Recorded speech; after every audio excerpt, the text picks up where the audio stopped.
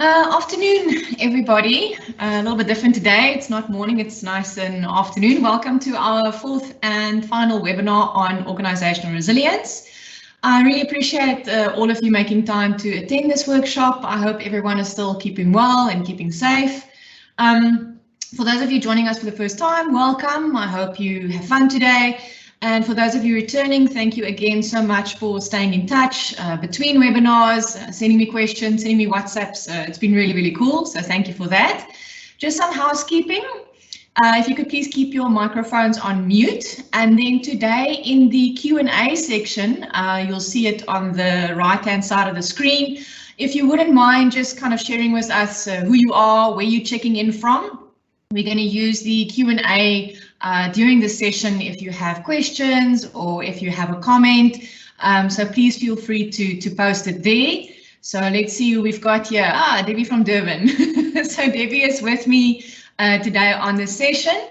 My name is Nadine Rix. I'm the National Risk Officer from BDO South Africa. I'm lucky to have a couple of production ladies in the back that are really, really great at helping me out at running this on Teams. We've got Londiwe in Joburg, I've got Justine in Cape Town, and then Debbie from Durban that you all saw there today. Before we get going, I'm going to do a quick recap just on what we spoke of in the previous sessions. Please be reminded that copies of the slides are available, and then the recordings are also on the BDO website. So the recordings of the previous slides and webinars you can find there. Hello, Mareike from Cape Town. You are welcome. Thank you so much.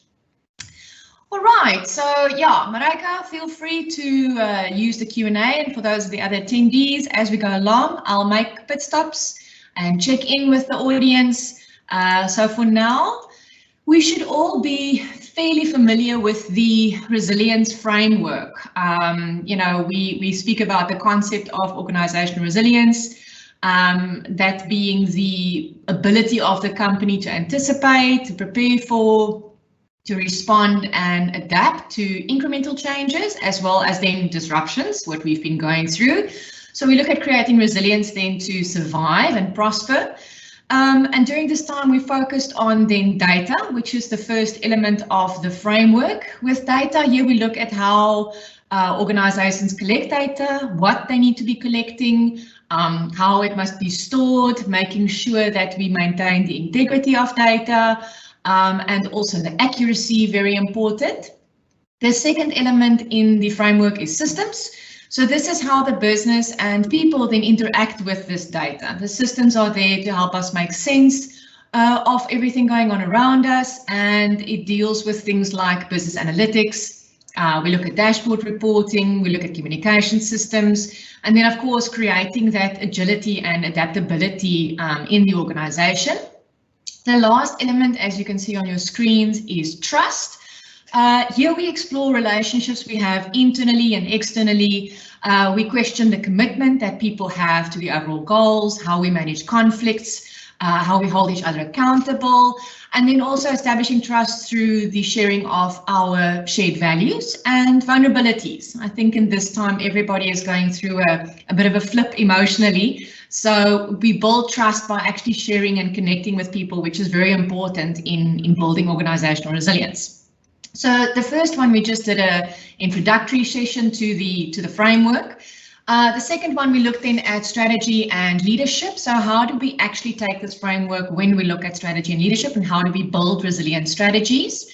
Last week, we looked at business development and creating some business development resilience.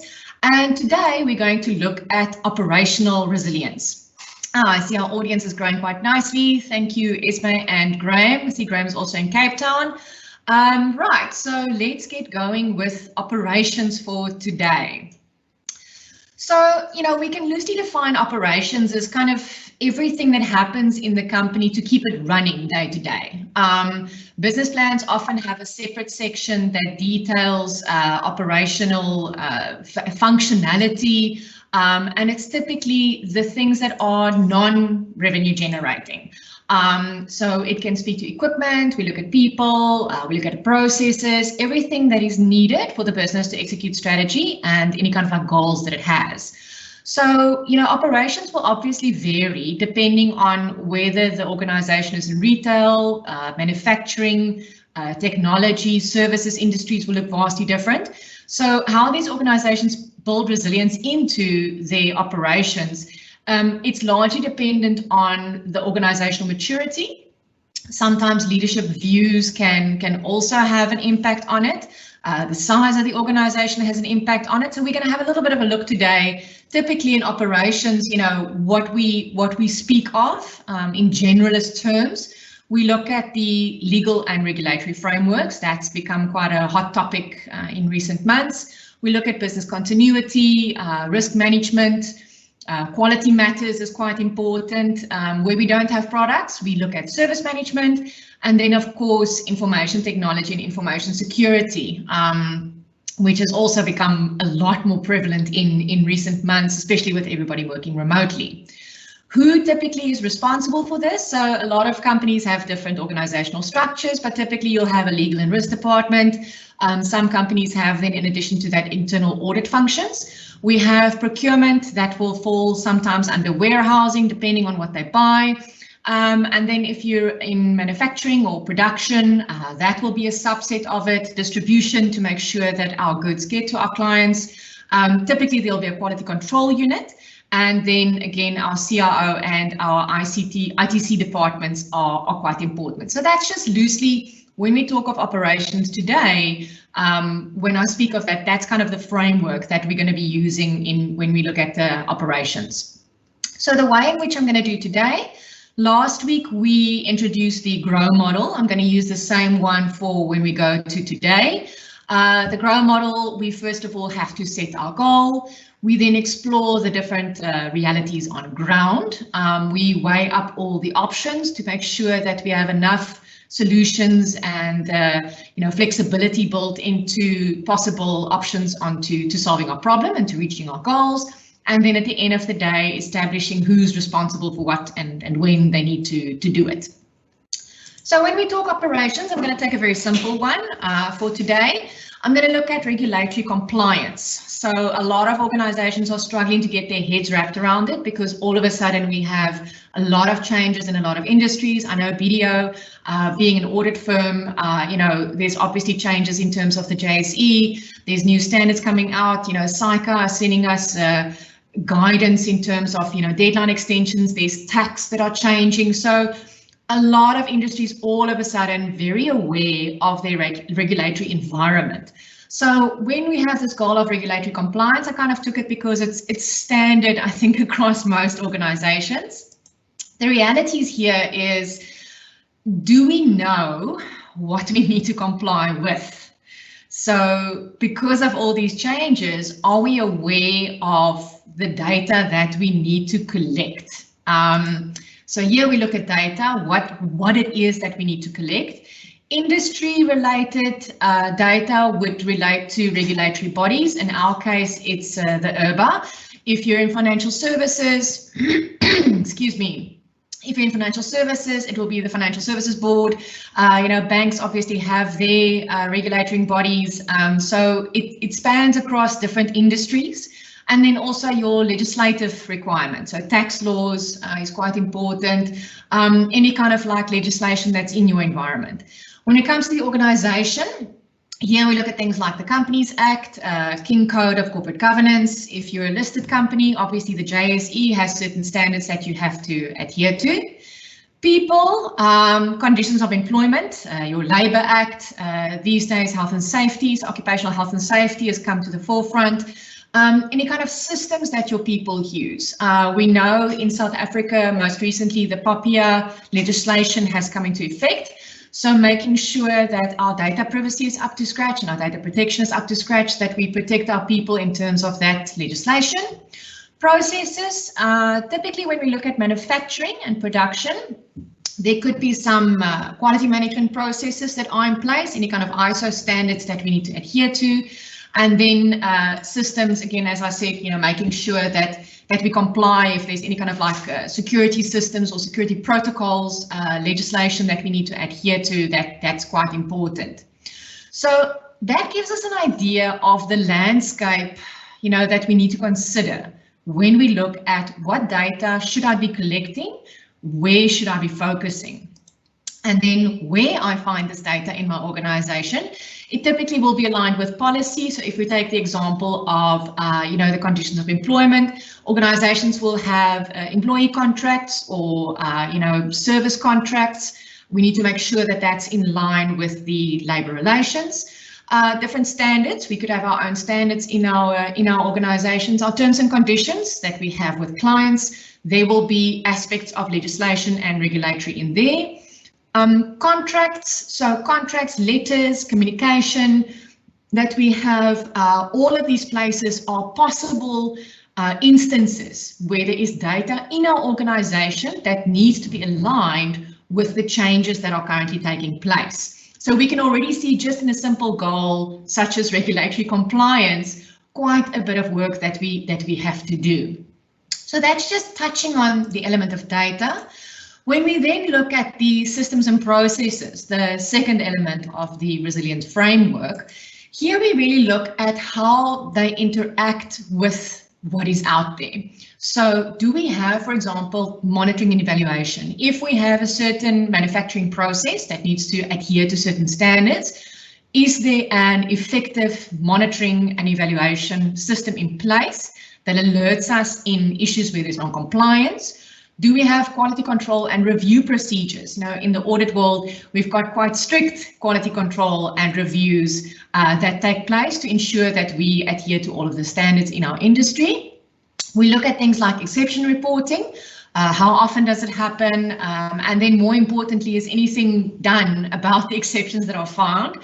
There's no point in having exception reporting if nobody actually goes and fixes the problem. Change management, this speaks to, again, if there's a change in the industry, a change in the standard, change in legislation, how is this rolled out? Is it automatically rolled out to our organization?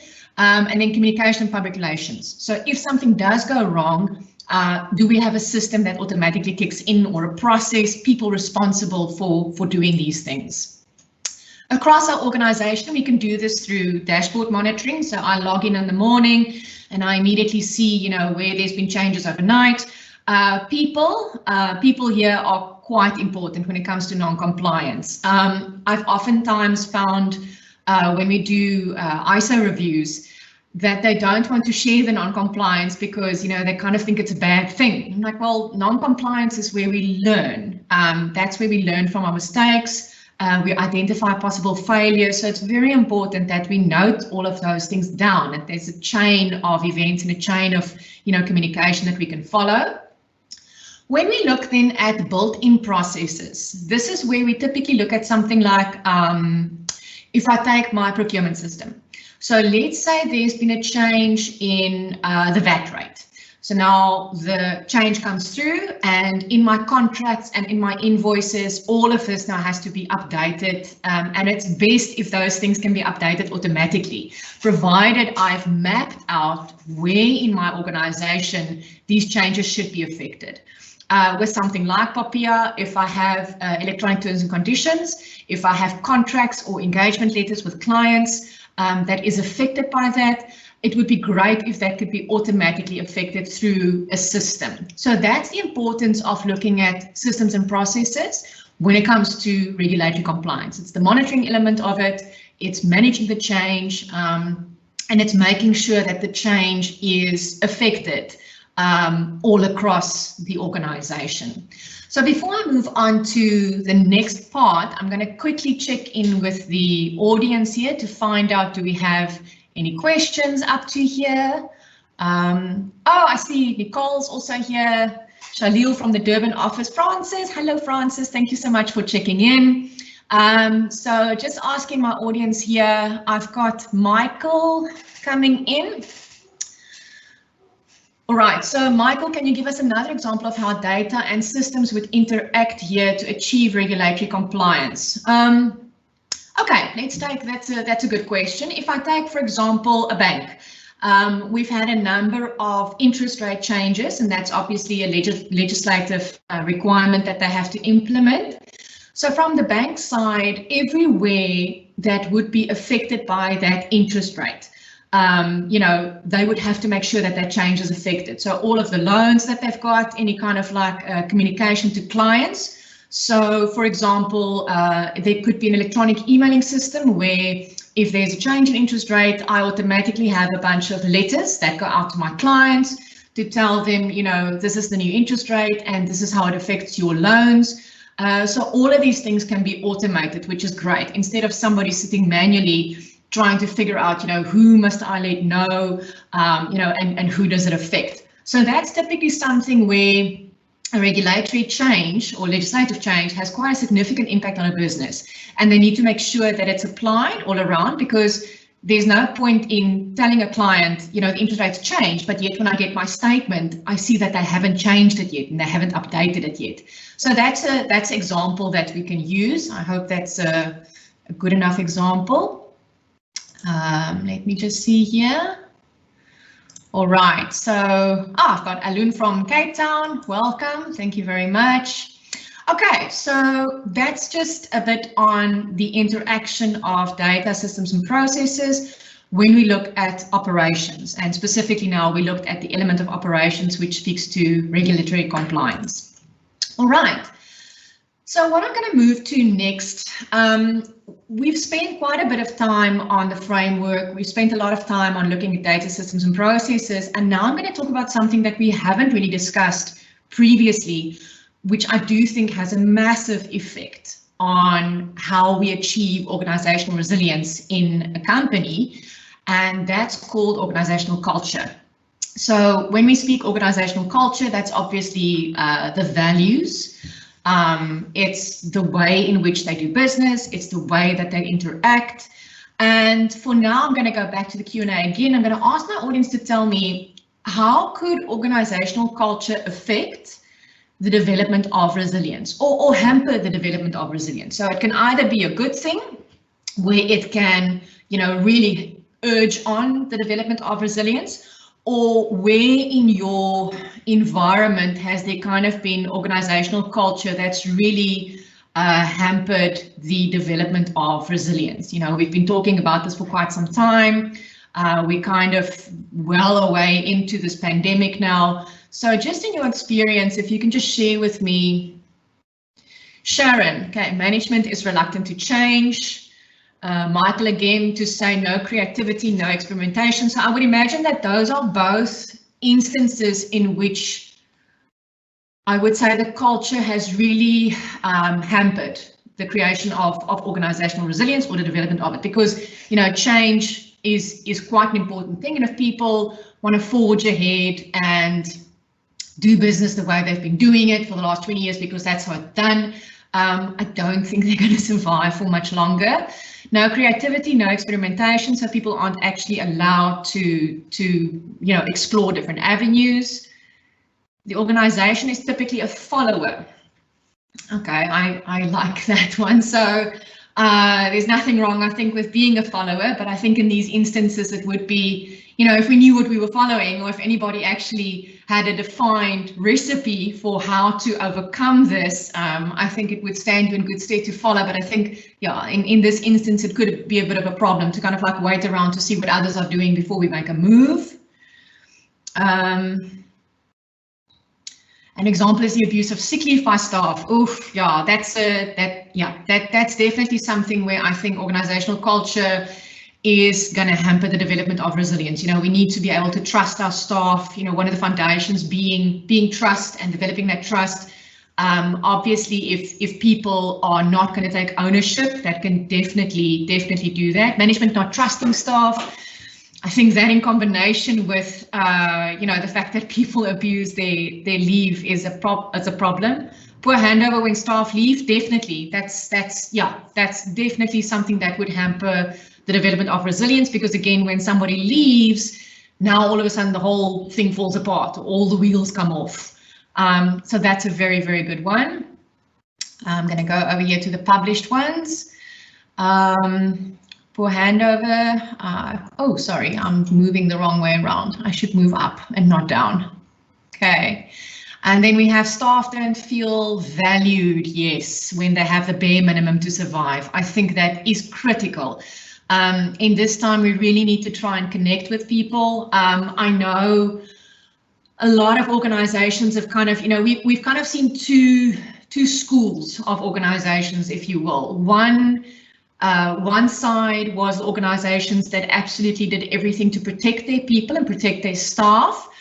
And on the other hand, we have organizations that went for the money, immediately entered into job cuts and staff cuts, expenditure cutting. And we're seeing trends worldwide that the ones that chose people seem to be the ones that are enduring this pandemic a little bit better than the ones that went just straight for the money. So I think that's a very valid point. Even if people, if the organization can't necessarily afford to pay you full salary, that there's still that sense of value and of purpose, and that what I do makes a difference. Okay, so thank you very much for that. I think we have a fair idea of, the importance of organizational culture when it comes to the development of resilience. And I think with this as well, the role that we can play. If I'm in a position where I can abuse leave, but I don't, I can aid or I can help on the creation of resilience. If I know I'm going to leave my job, make sure that I hand over properly to the person, who's going to be next. So I think it's important that we can all play a part and not just wait for the organization to take over. There's something that we can do as individuals, which I quite like. Right, thank you very much for that. What I'm going to do now is, so in looking at all of this and in looking at, organizational culture and the role that it does play in the development of resilience, and because I do think when we talk operational resilience, it boils down 90% to the people that we have. Yes, we can have production and manufacturing and all these things, but it's really people that run the business. So what I did is I found this really cool research done by the BSI Institute, BSI Group, sorry. You can have a look on their website. It's really nice. And they've been doing research on organizational resilience and organizational culture and kind of like the mergence of the two. And what they found in the last 40 years, that there's definite phases to the creation of resilience. There's phases in terms of how it's developed. So what they say is in the beginning, when we start kind of looking at resilience, there's very much a preventative control. So protecting that, what I have, that can either be done through physical barriers. There's lots of redundancy built in, there's backups, there's standardized procedures and everything to protect the organization from the threats and allow it to bounce back from disruption. So very much a protective environment, keep safe what I have. And then as it kind of then starts progressing and as the organization gets a bit more mature, we then have what is called mindful action. So this is where resilience is produced by people who they would notice a threat and they would react to it. So a lot more, alert of what is going on in their environment. So where the first one was very constrictive and consistent, here we move to a bit of a flexible approach where people are now allowed, or people actually come forward and they notice things and they kind of start responding to it. So soon we learned that, once that started happening, people realized that resilience is not just about bouncing back, it's also about bouncing forward, or in these days, I heard the term the other day, crawling forward.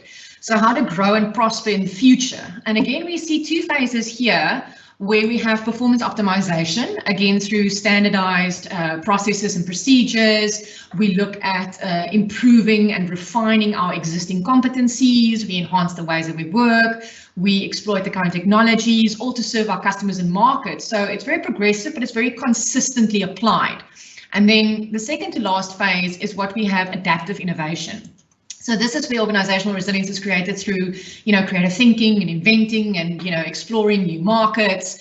And people have realized that they don't have to be the victims to disruption. They can actually be the disruption. So that's just a little bit about the maturity on let's say the movement of organizational resilience and organizational resilience thinking as the company matures over time. So I thought this was quite interesting. The last element then is paradoxical thinking, and this is where it gets tricky. So this means that we have to balance all of these different ways of thinking about resilience. And what they then did is they put together a resilience tension quadrant.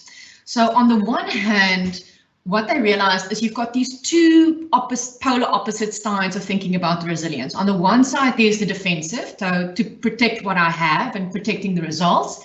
And then on the other hand, there's the progressive one, where we want to achieve and we want to grow and want to prosper.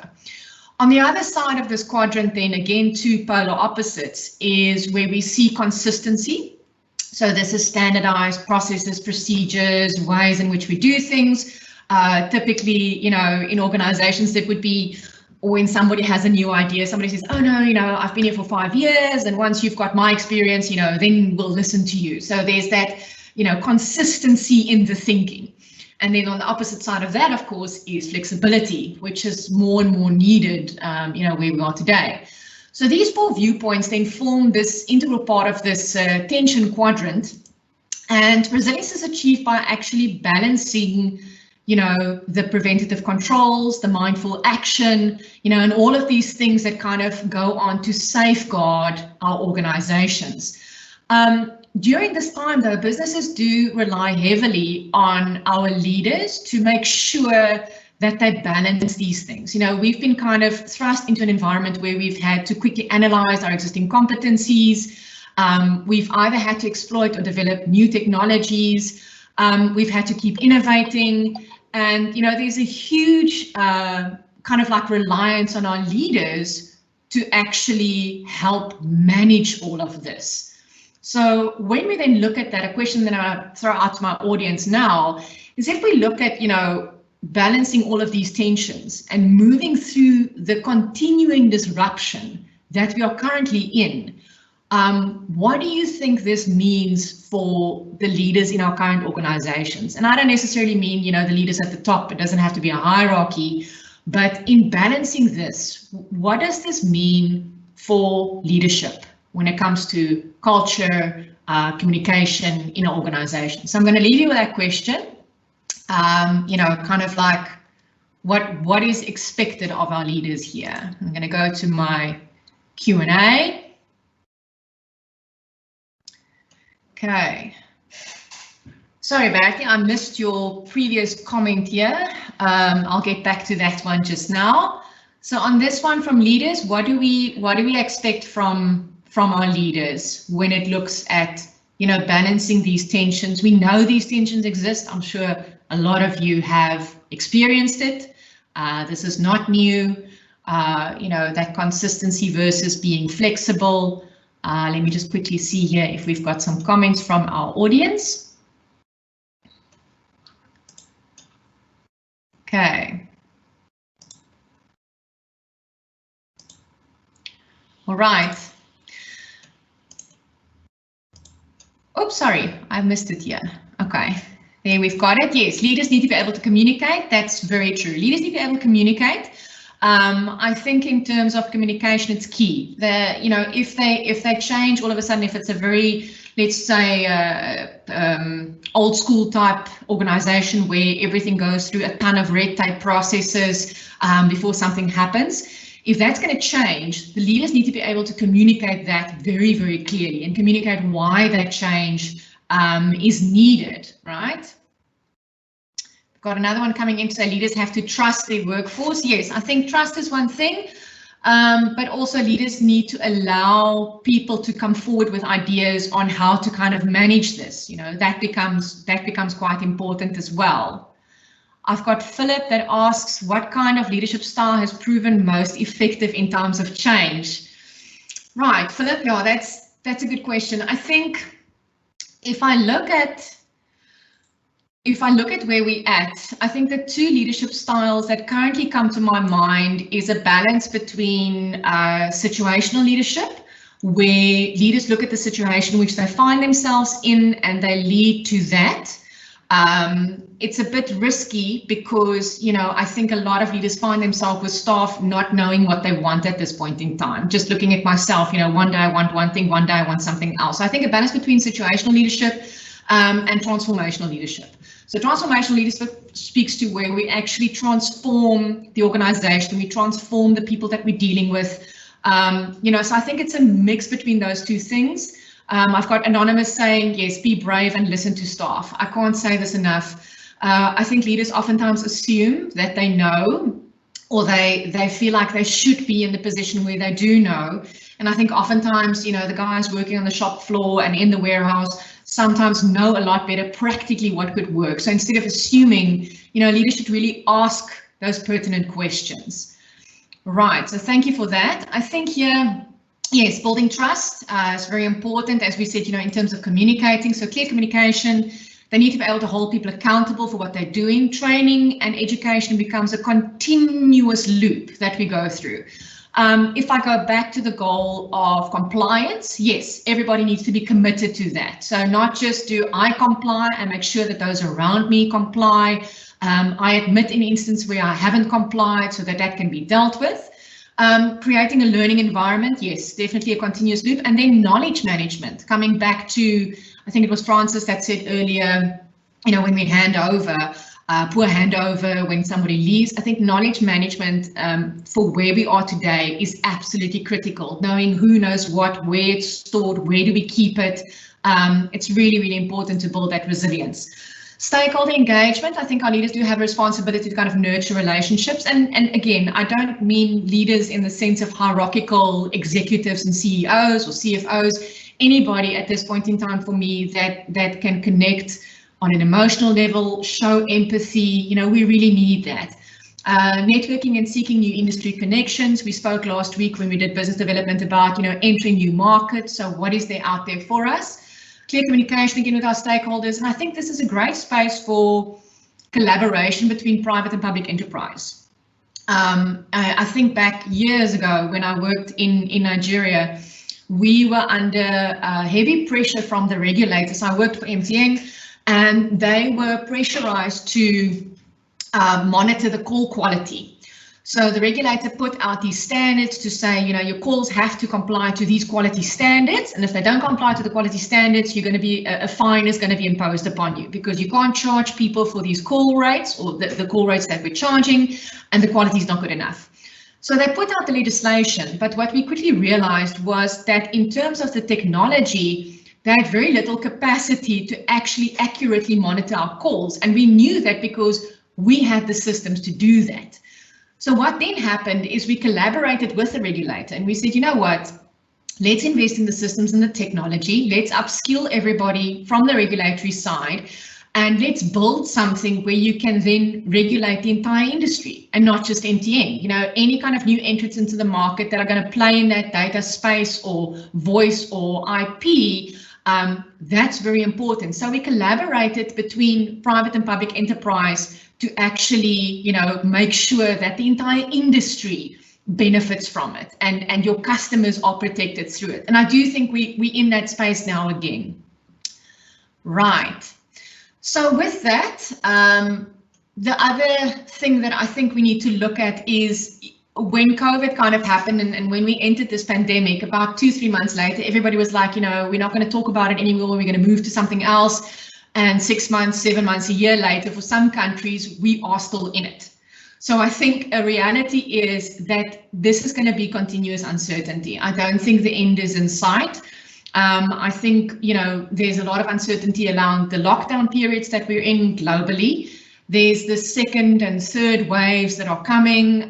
There's medical and economical uncertainty. People say rebound to the new normal, and now there's rebound to the new abnormal. So I think one of the realities that we have to consider, aside just from data, systems and processes, organizational culture, is definitely this continuous uncertainty. We shouldn't underestimate, that is definitely still a part of it. I found this quote as well that I'd like to share, which I think it kind of ties in nicely with organizational maturity as well. And that's the capacity to endure uncertainty. I think we definitely need to get comfortable with this uncertainty that we're in to enable us also to move forward.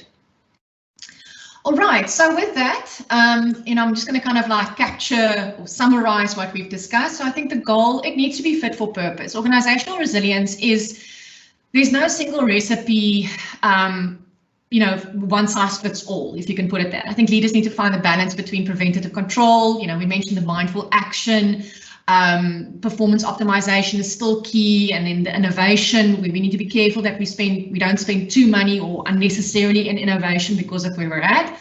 So I think it needs to be fit for purpose.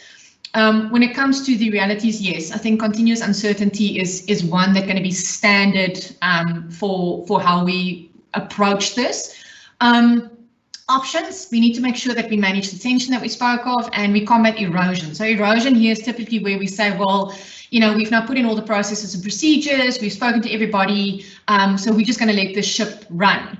However, if neglected, you know, companies will erode over time, and all of a sudden, I think they can just sleepwalk into disaster. You know, resilience is something that we continuously have to work on and we have to develop. And then, of course, the who, what, when, and where remaining key.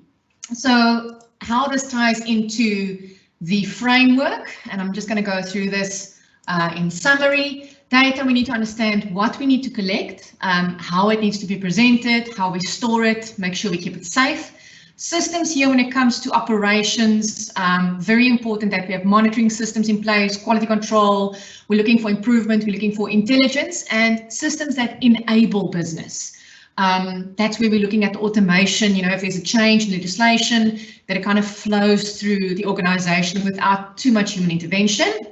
And then trust, we spoke of, where everyone's committed to the results, we're aligned with our purpose, we know where we're going, we're vulnerable with each other, where we don't, you know, we talk about, you know, when we've done something wrong or when we've made a mistake, we own it.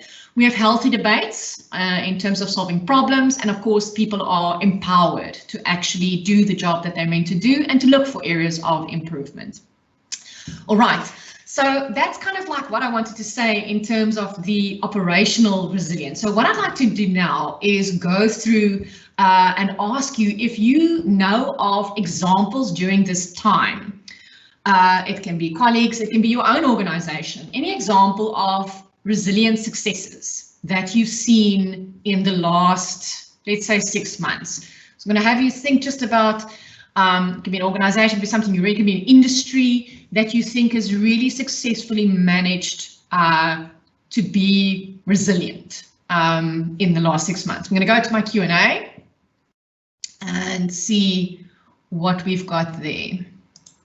So anybody that can kind of share with me an example of a resilient success, even a personal resilient success. If you yourself has been challenged with your own resilience and you feel that you've worked hard at developing it, anything that you'd like to share with us at this point in time. Okay, just going to wait here for that to come through.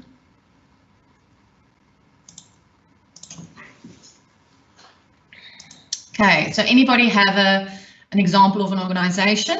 And then whilst the comments are coming through, I'm going to ask my audience as well, if you know what a high reliability organization is. Can anybody in the audience tell me what is a high reliability organization? Let's see who we've got in the audience and whether they can tell me what is a high reliability organization.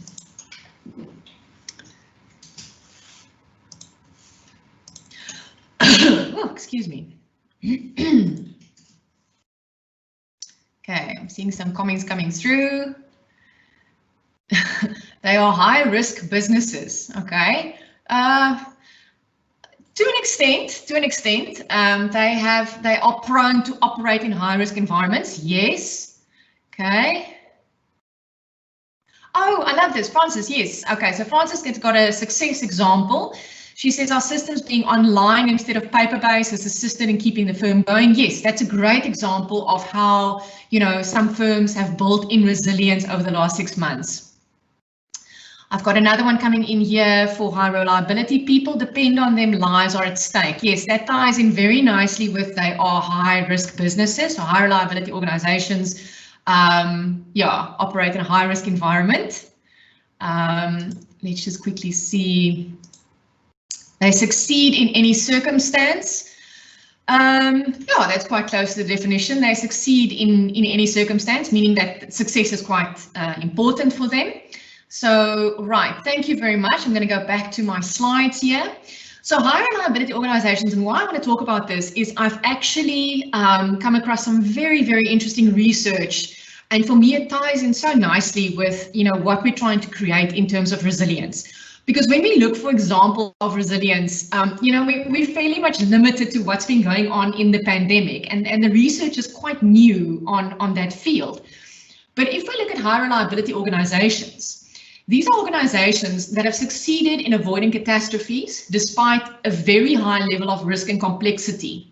So if we go and look at those industries and those organizations, and they've been in existence for years, I think there's a great deal that we can learn from them in terms of how we build our resilience, just kind of like as a benchmark for success. So examples here include things like, nuclear power plants, air traffic control systems, naval aircraft carriers, space travel. I think most recently we need to add to the list healthcare operations, where it's a very, very high risk environment. There's now a whole host of complexities that are there.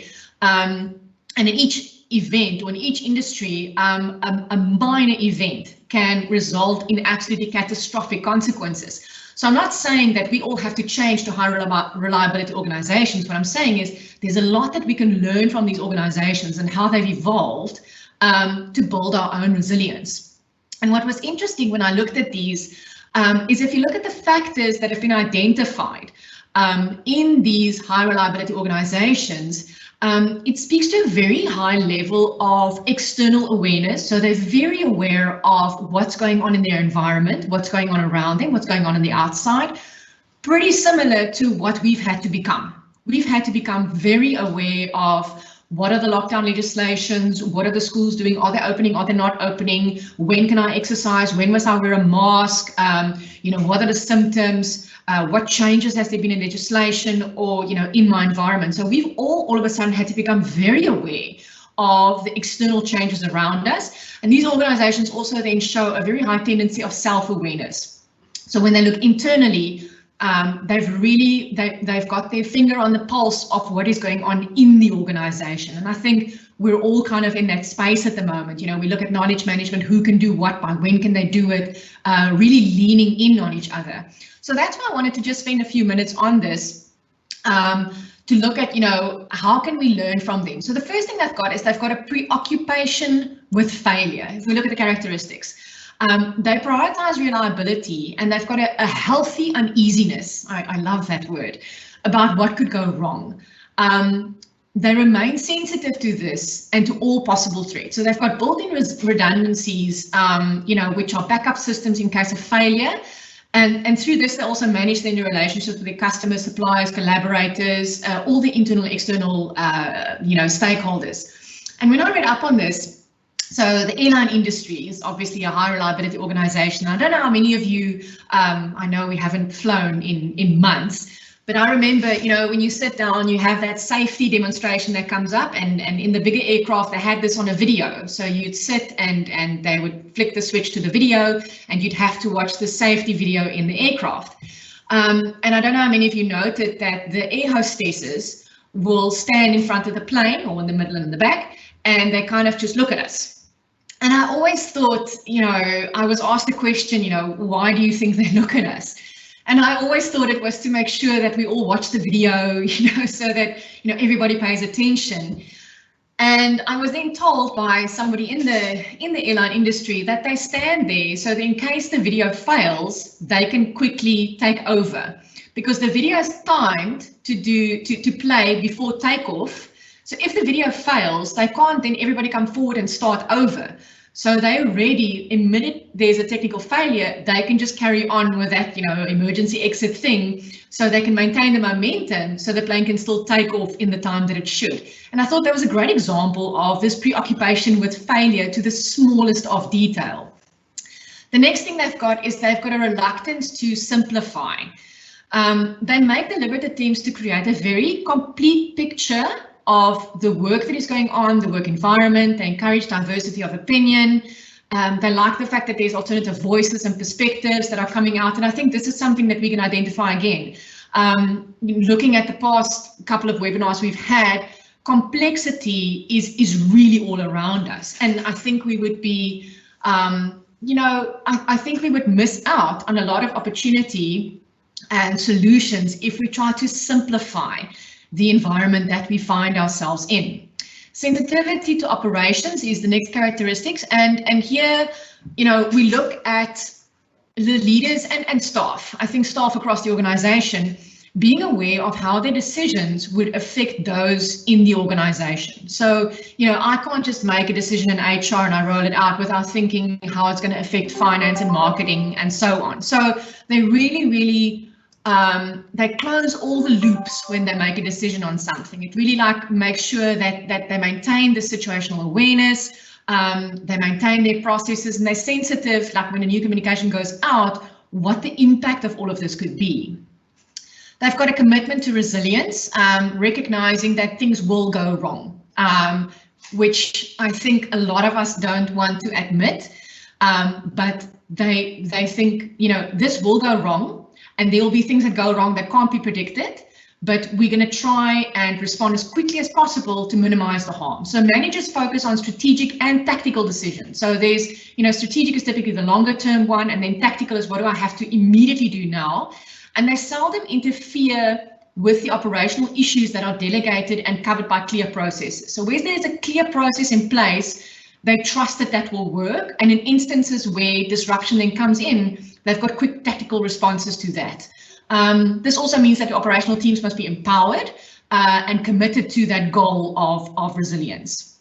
Deference to expertise, I love this one. Here we speak of, in a normal circumstance, there would be a hierarchy in the organization, but in times of disruption, periods where there are emergencies and things like that, the organization doesn't migrate to this hierarchical structure. They go to a structure which leverages on the members within the organization to have that expertise.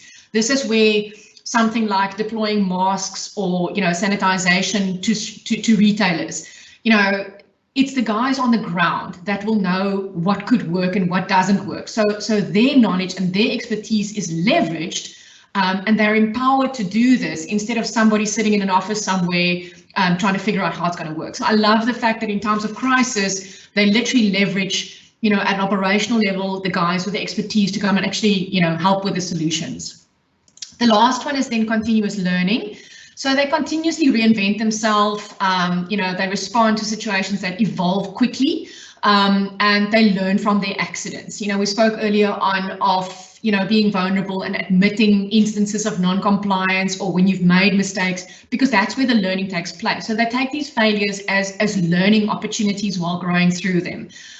There's a climate of continuous training.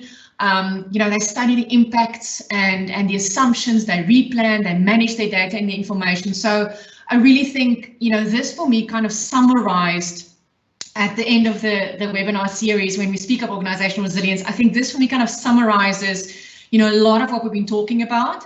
And I think for me, the comfort is there that, these guys have been doing it for years. We've kind of been thrust into this world where we have to create resilience, we have to respond tactically.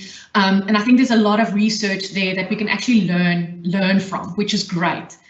So on this note, that's the end of the slides. I'm just going to ask quickly, can anybody think of, or can anybody share a story, again, recently maybe at work, where they might have seen this in action? I've got Francis coming to say, yes, BDO has gone with the clarity in place of simplicity. Yes, we're not going to simplify it. We're going to be clear about what it is that we're about. Thank you very much. Sharon says that movie, yes, that movie with Tom Hanks landing the plane on the Hudson River. Yes, that's clearly an example of, I think, definitely not. He didn't simplify the situation at all. He was sensitive to how it could affect the passengers. I do think he had the expertise to do what he did. But that typically where, the operational processes kicked in and it was so ingrained in him, that operational steps that he had to take were so ingrained in him that he could respond tactically to that. our healthcare sector needs to move towards HRO. Yes, I agree. Anonymous, thank you for that.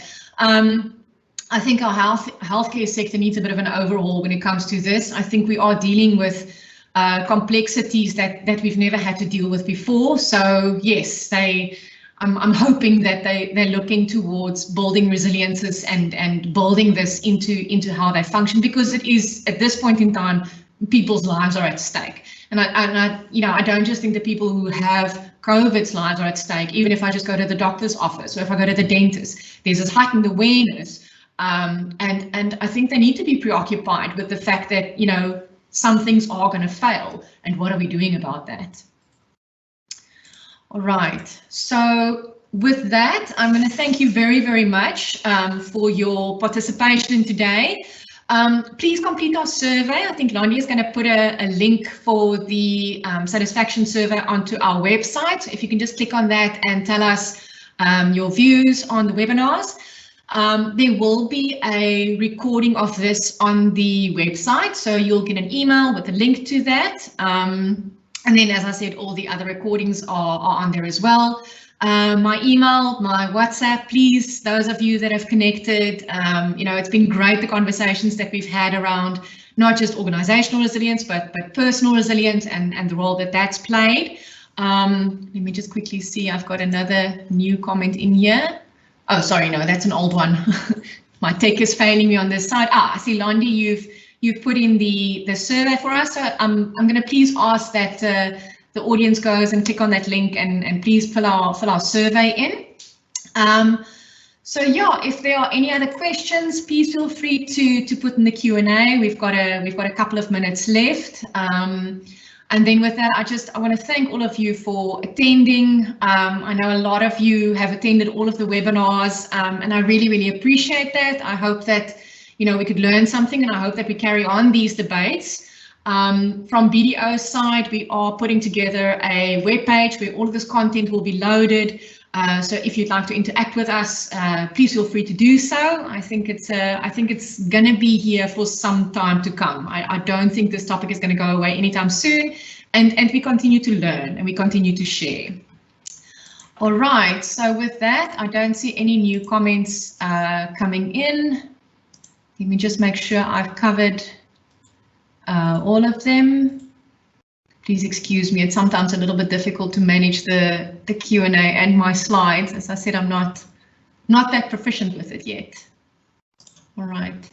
Okay, thank you very much. And yeah, with that, I hope you enjoy the rest of your day. Tomorrow's Friday, that's always good. So yeah, please keep in touch. And again, thank you so much for tuning in. Bye-bye.